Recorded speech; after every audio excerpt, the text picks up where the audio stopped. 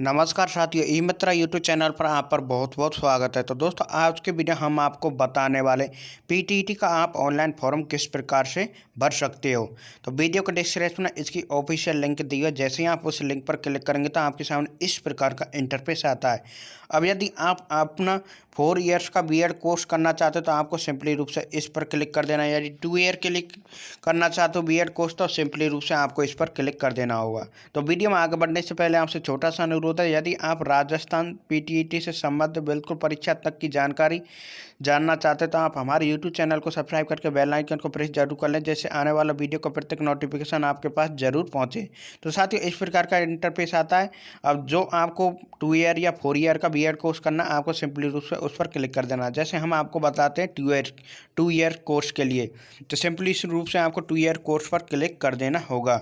इसके बाद दोस्तों, यहाँ पर और एक ऑप्शन मिलता है आपके लिए। इस प्रकार का इंटरफेस आता है और इस पर कई ऑप्शन आपको देखने को मिलेंगे। Fill application form, reprint application form, reprint payment invoice. यदि आप साथियों फॉर्म का रीप्रिंट लेना चाहते हो तो आपको सिंपली रूप से इस पर क्लिक कर देना है। यदि रीप्रिंट पेमेंट इनवॉइस लेना चाहते हो सिंपली रूप से इस पर क्लिक कर देना नीचे नीचे। अब आपको तो फॉर्म भरना है तो सिंपली रूप से ऊपर के ऑप्शन पर क्लिक कर देना, फिल एप्लीकेशन फॉर्म। तो जैसे ही आप इस पर क्लिक करते हैं तो आपके सामने इस प्रकार का इंटरफेस आता है। अब सबसे पहले आपको क्या करना होगा, यहाँ पर कैंडिडेट नेम डालना है। उसके बाद दोस्तों फादर्स नेम, यहाँ पर डेट ऑफ बर्थ, और यहाँ पर आपको क्या करना है साथियों, पेमेंट ऑप्शन आपको सेलेक्ट करना होगा। तो यहाँ पर सिंपली रूप से हम यहाँ पर कैंडिडेट नेम डाल देते हैं। उसके बाद दोस्तों एक ऑप्शन मिलता है यहाँ पर आपके लिए फादर्स नेम का, तो यहाँ पर आपको अपना फादर्स नेम साथियों डाल देना होगा। इसके बाद एक ऑप्शन मिलता है यहाँ पर डेट ऑफ बर्थ सेलेक्ट करने का, तो आपको अपनी डेट ऑफ बर्थ साथियों यहाँ पर सेलेक्ट कर लेनी होगी। जो भी आपकी डेट ऑफ बर्थ है वो आपको साथियों यहाँ पर सेलेक्ट कर लेनी है। जैसे हमने अपनी डेट ऑफ बर्थ सेलेक्ट कर लिया, यहाँ पर आपको पेमेंट ऑप्शन में ई मित्रा कौशिक ही सेलेक्ट करना है। इसके बाद नेक्स्ट ऑप्शन मिलता है यहाँ पर नीचे नेक्स्ट का, तो सिंपली रूप से नेक्स्ट पर आपको क्लिक कर देना है। जैसे ही आप नेक्स्ट पर क्लिक करते हैं तो आपके सामने इस प्रकार का इंटरफेस आता है। और यहाँ पर आपको क्या करना है, सिंपली रूप से आपको यहाँ पर अपना फ़ोटो अपलोड करना होगा, जिसकी साइज़ 100 KB से ज़्यादा नहीं होनी चाहिए। और फोटो ये यहाँ पर साथियों आपको सिग्नेचर अपलोड करना है ब्लैक इंक से, जिसकी साइज़ 50 KB से ज़्यादा नहीं होनी चाहिए। और यहाँ पर आपको अपना लेफ्ट हैंड का थंब अपलोड करना है, जिसकी साइज़ 100 KB से ज़्यादा नहीं होनी चाहिए। तो सबसे पहले हम अपना फ़ोटो साथियों सेलेक्ट कर लेते हैं।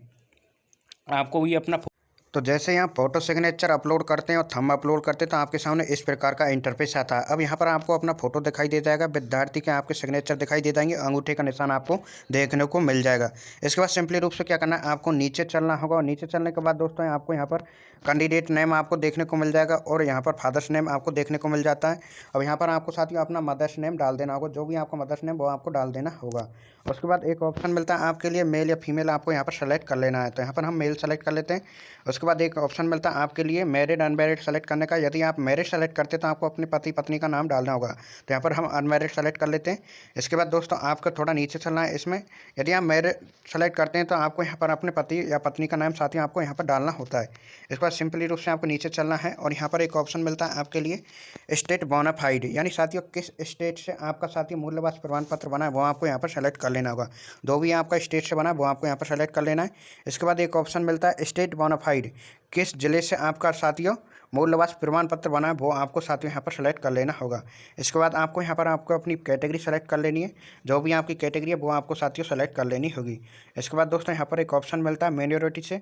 यदि आप माइनॉरिटी से संबंधित हो तो आपको यस करना है, अंतर दोस्तों नो पर ही रहने देना है।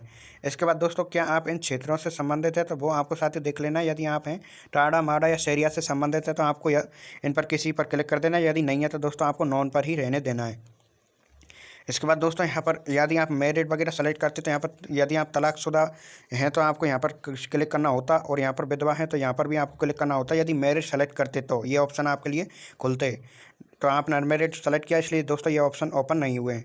अब यदि आप रक्षा कर्मचारी हैं तो आपको यस कर देना, अंतर नो पर ही रहने देना, नहीं है तो। उसके बाद दोस्तों शारीरिक रूप से आप दिव्यांग हैं तो आपको साथ ही यस कर देना है। यदि नहीं है तो दोस्तों सिंपली रूप से नो पर ही रहने देना है। उसके बाद यदि यस करते तो आपको दिव्यांगता का प्रकार साथियों आपको यहाँ पर भरना होता है। इसके बाद सिंपली रूप से नीचे चलना है और यहाँ पर साथियों एड्रेस में क्या करना है, सबसे पहले आपको अपना गाँव का नाम डाल देना है। उसके बाद दोस्तों परमानेंट एड्रेस में आपका जहाँ पर आपके निवासी हो साथियों यहाँ पर साथ ही आपको परमानेंट एड्रेस में आपको यहाँ पर डाल देना आपके गाँव का नाम फर्स्ट में। उसके बाद सिंपली रूप से सेकंड ऑप्शन में आपको अपना पोस्ट नेम डाल देना है, जो भी आपके पोस्ट का नाम है। उसके बाद दोस्तों यहाँ पर आपको अपना राज्य का नाम डाल देना है। इसके बाद नेक्स्ट ऑप्शन मिलता है राज्य सेलेक्ट करने का। तो यहाँ पर राज्य आप सेलेक्ट कर लेंगे जो भी आपका राज्य है, और यहाँ पर डिस्ट्रिक्ट सेलेक्ट कर लेंगे, जो भी आपका साथियों डिस्ट्रिक्ट है वो आपको यहाँ पर सेलेक्ट कर लेना है।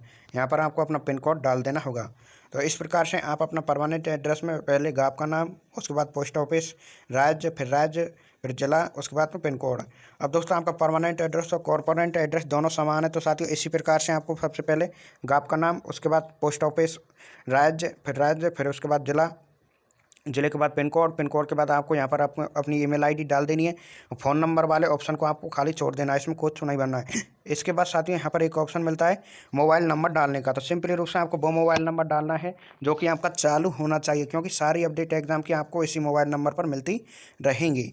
इसके बाद सिंपली रूप से आपको एड्रेस भरने के बाद सिंपली रूप से नीचे चलना है, और यहाँ पर साथियों इस डिटेल्स को आपको सही तरीक़ा से भरना होगा। अब यहाँ पर हम आपको बताते हैं, यहाँ पर आपको अपनी ग्रेजुएशन की साथियों डिटेल्स डालनी होगी। तो यहाँ पर आपको सिंपली रूप से इस पर क्लिक कर देना है। तो जैसे ही आप इस पर क्लिक करेंगे तो यहाँ पर कई ऑप्शन मिलेंगे, कॉमर्स, साइंस, आर्ट्स। यदि आपने बीएससी वगैरह किया तो आपको साइंस वर्ग सेलेक्ट करना होगा।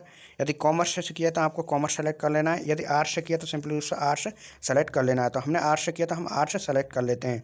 तो ग्रेजुएशन हमने आर्ट्स से किया तो आर्ट्स सेलेक्ट कर लेते हैं। उसके बाद साथियों आपको एक ऑप्शन मिलता है आपके लिए यहाँ पर, ग्रेजुएशन में क्या किया है आपने आर्ट्स के अंतर्गत। तो सिंपली रूप से इस पर क्लिक कर देंगे। तो हमने बीए किया तो बीए सेलेक्ट कर लें। यदि आपने बीए ऑनर्स किया है या अदर्स इनमें से कोई डिग्री किया तो आपको इन पर सेलेक्ट कर देना होगा। तो हमने बीए किया तो बीए यहाँ पर सेलेक्ट कर लिए। इसके बाद एक ऑप्शन मिलता है आपके लिए यहाँ पर, देखिए साथियों, यदि आप आर्ट्स के अंदर सोशल, यहाँ पर आपको टीचिंग सब्जेक्ट में क्या क्या बनना है। देखिए साथियों यहाँ पर सोशल स्टडीज़ में आपको आर्ट्स के अंतर्गत any 2 subject from following history,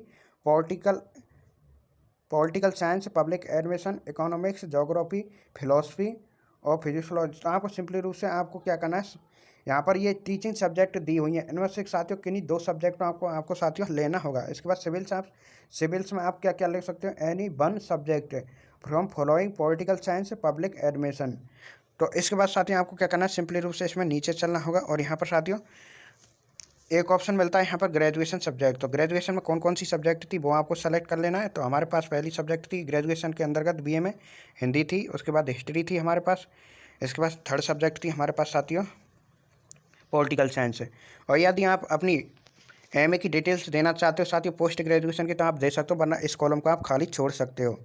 इसके बाद सिंपली रूप से नीचे चलना है, और यहाँ पर साथियों आपको ध्यान देना होगा, यहाँ पर क्या करना, choose school teaching subject on the basis of your UG PG level subject which you can others offer as per rules. तो सिंपली रूप से आपको यहाँ पर अपनी टीचिंग सब्जेक्ट सेलेक्ट करनी होंगी।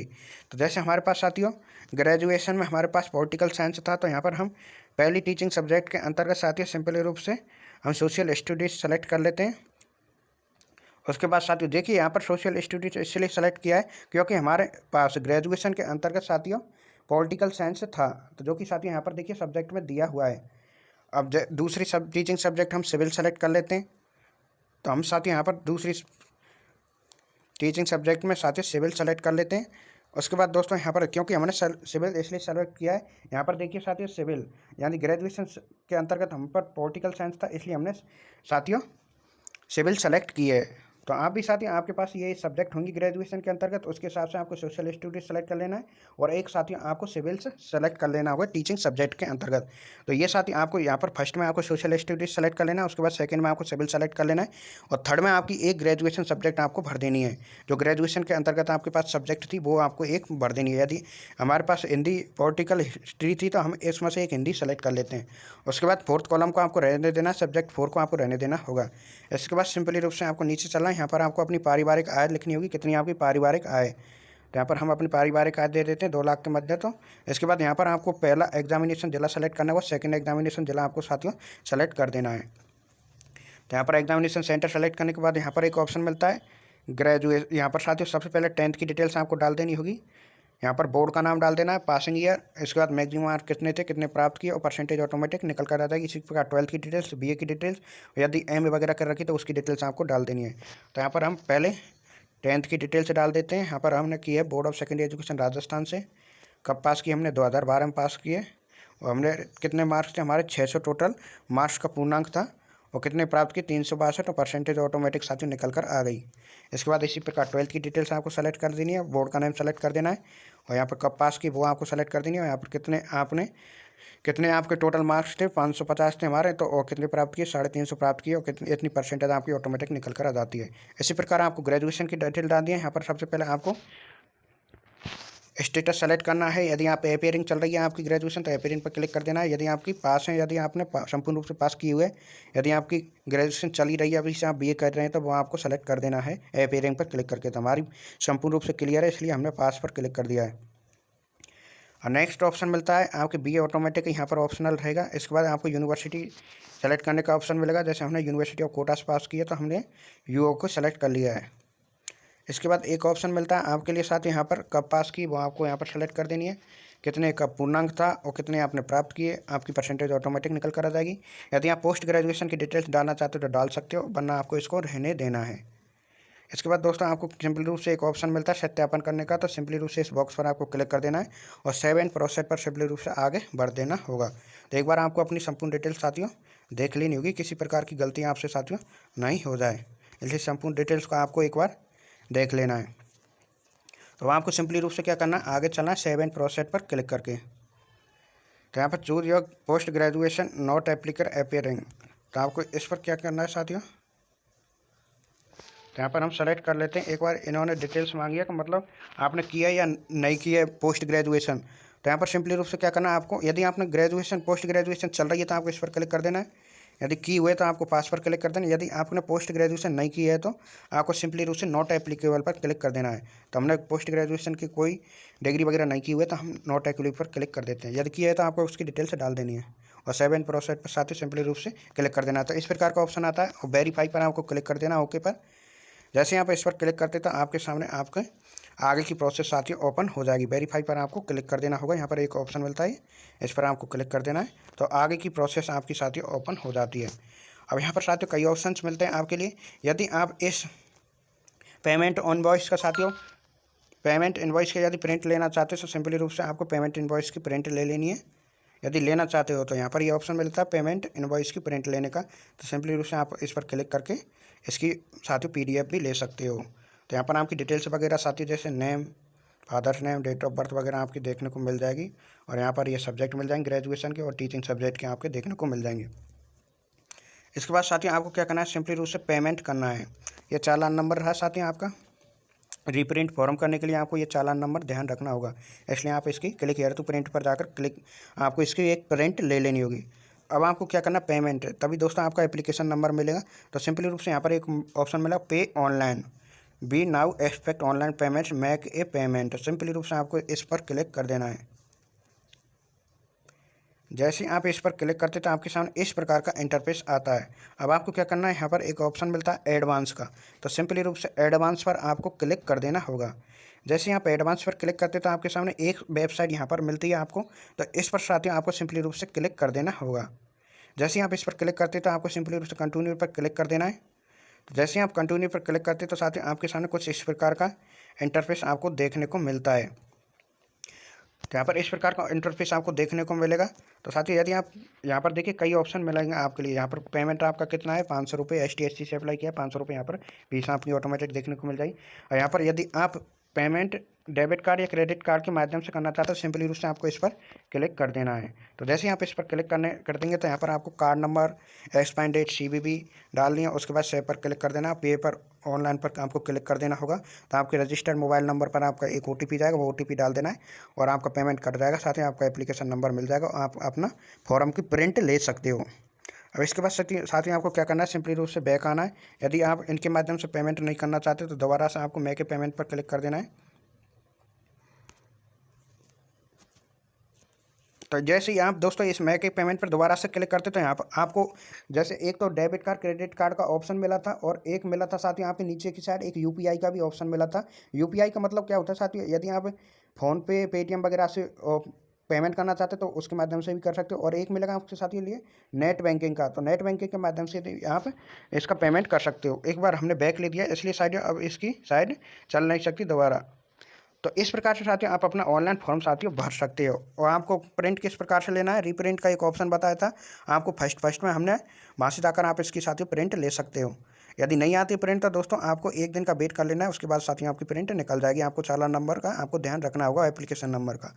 तो ये है साथियों आज की जानकारी। वीडियो अच्छी लगी तो वीडियो को लाइक करना, चैनल को सब्सक्राइब जरूर करना। फिर मिलते हैं आपसे इसी प्रकार की लेटेस्ट जानकारी के साथ।